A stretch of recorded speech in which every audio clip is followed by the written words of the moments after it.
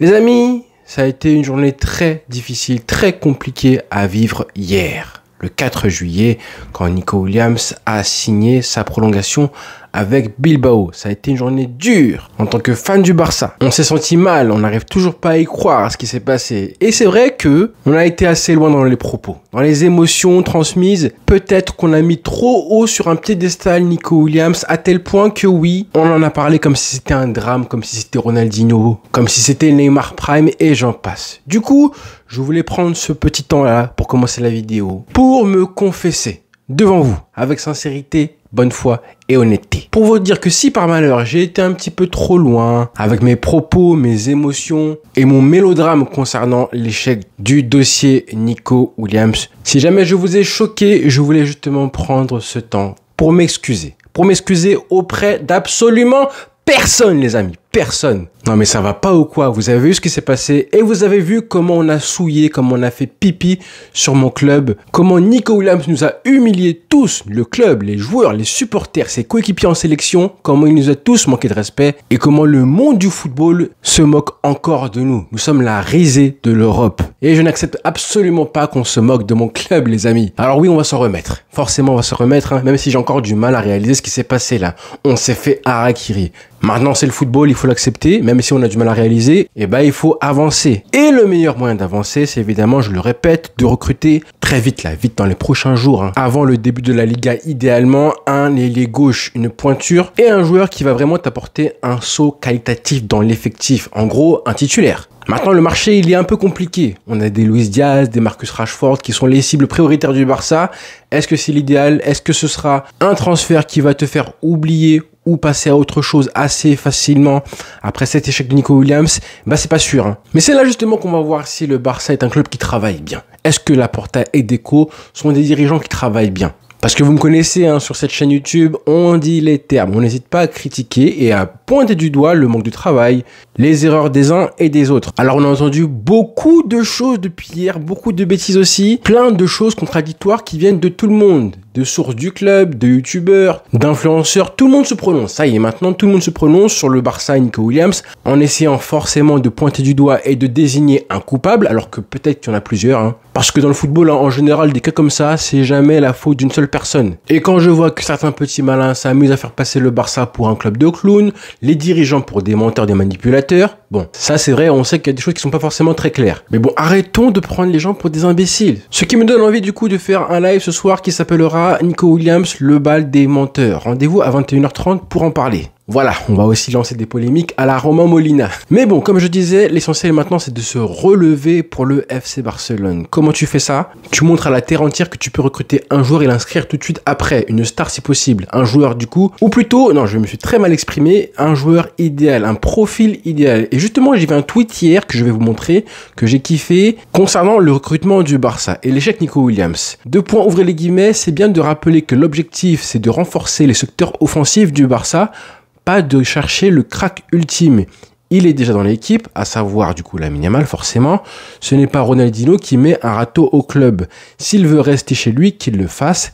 Des attaquants, il y en a d'autres. Alors plusieurs choses dans le tweet qui me font plaisir, c'est que déjà, il parle du secteur offensif à recruter et non pas trouver un crack ultime. Parce qu'une équipe, un collectif, c'est ça. Ce n'est pas additionner les talents, les cracks ultimes. Là, ce que le club doit rechercher, c'est évidemment le profil idéal qui va se compléter au collectif. Et évidemment, à Lamine Yamal, qui lui est le vrai crack de l'équipe. Parce que additionner des cracks ultimes, comme c'est le cas au Real Madrid par exemple, et justement tu vois que c'est pas forcément productif avec Mbappé, Vinicius, et que les cas où ça fonctionne, c'est hyper rare. On en a vu avec la MSN par exemple, mais c'était des joueurs qui étaient chacun de son côté, Neymar, Messi. Là on voit qu'au Real Madrid, c'est dur tactiquement pour les faire jouer, c'est dur aussi en termes d'ego. On voit que chacun a du mal à laisser de l'espace à l'autre, et comme il le dit, s'il veut rester, Nico Williams qui reste chez lui, car des attaquants comme lui, en tout cas du même standing, il y en a beaucoup d'autres dans le monde. Du même standing, évidemment. Après, maintenant, trouver le profil qui va aussi bien se compléter à l'équipe que Nico Williams était supposé le faire, ce sera plus compliqué à trouver. Mais ça, c'est le travail, justement, des dirigeants de Deco et de Laporta. Et c'est là qu'on va les juger.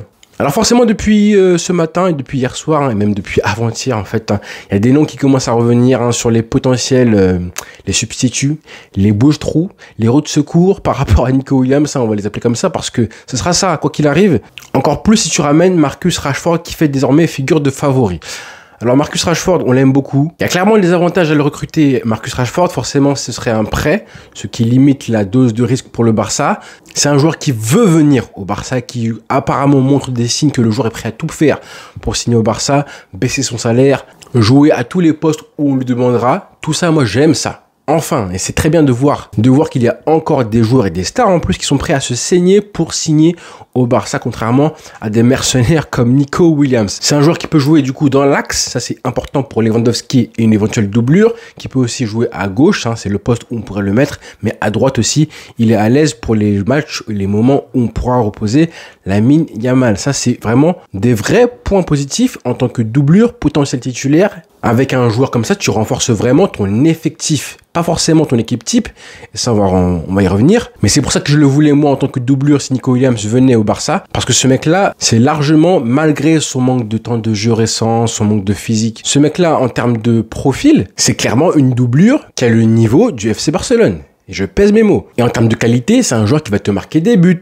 qui quand il est en confiance, te marque des coups francs, des pénaltys, et qui pourrait pallier justement à ce manque de finition, d'efficacité que le Barça, dont le Barça a souffert dans les moments importants, dans les moments chauds. Si Hansi Flick réussit à remettre sur pied, on sait jamais, en fait, après ce qu'on a vu fait par Hansi Flick avec tous les joueurs de l'effectif, hein, et comment il a réussi à en tirer presque le maximum, pas leur prime, mais on va dire la quintessence, comme on dit, bah ce serait pas une folie de croire, hein, avec ce sorcier blanc qui s'appelle Hansi Flick, hein, de croire qu'il est capable de remettre sur pied un mec comme Rashford. On n'a pas dit Pogba, hein, qui n'a pas joué depuis 3-4 ans, là, on a dit Rashford, qui quand même sort d'un prêt relativement correct avec Aston Villa, qui a apporté à cette équipe-là, ils ont fait une assez bonne campagne, notamment en Ligue des Champions. Donc en vrai, il y a pas mal, il y a quand même des avantages, faut pas négliger non plus et dénigrer Marcus Rashford. Maintenant, il y a aussi, et ça faut le dire aussi, des inconvénients. Le premier, c'est évidemment que si lui tu le ramènes, si tu en fais le joueur qui remplace entre guillemets Nico Williams, et ben là tu renforces évidemment l'effectif, mais tu renforces pas vraiment l'équipe type. Le 11 du Barça va pas être transformé. Le côté gauche du Barça, hein, avec Baldé et un Rashford, il n'est pas transformé par l'arrivée de Rashford, honnêtement. C'est vrai que je pense qu'il peut faire des statistiques, hein, des chiffres, marquer des buts et tout, mais l'animation collective, en tout cas sur le côté gauche, hein, l'animation offensive, pardon, bah c'est pas un joueur à qui tu passes le ballon et vas-y, montre-moi, dribble, accélère et tout, systématiquement ou presque. C'est plus un joueur, en tout cas, hein, de ce que j'ai vu récemment, c'est plus un joueur que tu vas lancer en profondeur et vas-y, prends l'espace et va créer du danger ou au pire, au mieux plutôt, va marquer un but. C'est plus un peu ça. Et après, c'est vrai que personne ne sait vraiment ce qu'il vaut physiquement aujourd'hui. Où en est-il? Je le répète, hein, même si Flick, hein, c'est un magicien et tout, peut-être que le joueur, il va mettre 1, 2, 3 mois avant de revenir à son top niveau. Et dans le football, hein, 3 mois, ça peut être long. Encore plus quand on parle d'un mec qui est supposé venir en prêt. Donc en gros, pour 1 an, renouvelable ou pas, on sait pas, qui va devoir s'adapter à un club, à un nouveau pays, à un nouveau poste, jouer à gauche au Barça. Donc ça peut prendre du temps. Et en vrai, si on parle d'un prêt, ça veut dire que c'est un recrutement, pardon, qui est à court terme, alors qu'on voulait à la base, alors que les dirigeants avaient fait du mercato, ils avaient dit 2 priorités, en numéro 1, et vraiment en numéro 1, incontestable, un ailier gauche en puissance, et ensuite en numéro 2, le gardien de but avec Ter Stegen. Parce que là, Rashford, s'il vient, il a 28 ans presque, hein, donc s'il vient au Barça, c'est pour 1 an en prêt, plus 2 ou 3 ans à son prime, et ensuite, qu'on fait quoi? Et ça, malheureusement, avec ce que vient de faire Nico Williams, et bah, c'est le cas pour toutes les autres cibles du Barça. Lookman, c'est 27 ans. Luis Diaz, c'est 28 ans, 29 ans en janvier. Rashford, c'est 28 ans prochainement. Et franchement, on va être honnête, hein, quand un joueur de cet âge-là vient dans un club, c'est pour être performant tout de suite. Hein. C'est pour apporter au Barça tout de suite l'année qui arrive. Hein. C'est pas comme ce que devait apporter Nico Williams. Lui, Nico Williams, ça, s'il est arrivé là en 2025 à 23 ans, bah, c'était pour un projet de 5, 6, 7, 8, 10 ans, comme il a signé du coup sa prolongation. Ça aurait été ça au Barça. Et on se serait tous attendus à ce que le joueur progresse tout doucement, s'acclimate, s'adapte, réussisse à gommer ses lacunes, progresse tactiquement et s'intègre au collectif d'Hansi Flick. Là, ce sera pas le cas. Rashford ou un autre joueur, on va lui dire, écoute, viens au Barça et tout de suite, hein, performe. T'as pas le temps, t'as pas 1 an, 2 ans, en plus t'es en prêt, t'auras pas le temps pour t'adapter, et progresser à long terme. Il faut tout de suite que tu réussisses à t'intégrer. Et c'est pas la même chose. C'est pas le même sport, les frères. Donc bon courage pour les dirigeants du Barça, d'autant plus que ce matin, on a eu des nouvelles de la part de Diario AS par l'intermédiaire de Javi Miguel qui nous dit que Deco et Hansi Flick ont rejeté pour l'instant l'option Rashford, malgré l'insistance de son agent et que la priorité absolue du coup devenait Luis Diaz. Alors pourquoi? Apparemment c'est que le technicien allemand veut parier sur un acteur plus polyvalent que Rashford, avec une capacité plus grande que le joueur anglais de faire les efforts défensifs et de se sacrifier pour le collectif, ce qui ne serait pas le cas apparemment pour Rashford selon les dirigeants du Barça, Deco et Flick. Alors, c'est sûr que ça compte, hein. Le jeu sans ballon pour Hansi Flick, hein, il insiste dessus, le pressing, les replis défensifs, et on voit qu'au Barça, en plus, une fois qu'on n'a pas une ligne de pressing efficace de la part des attaquants, Lamine Yamal, Lewandowski et Rafinha, et ben ça impacte tout le collectif derrière, notamment la ligne du hors-jeu défensif. Donc oui, c'est important. Et parmi les autres noms qui ont été du coup évoqués depuis que Nico Williams a mis une douille au Barça, alors j'aurais kiffé vous dire que la presse catalane a parlé de Lookman, ce n'est pas encore le cas, on suivra ça. Si jamais on a des rumeurs qui passent, des articles, le nom Lookman ressort,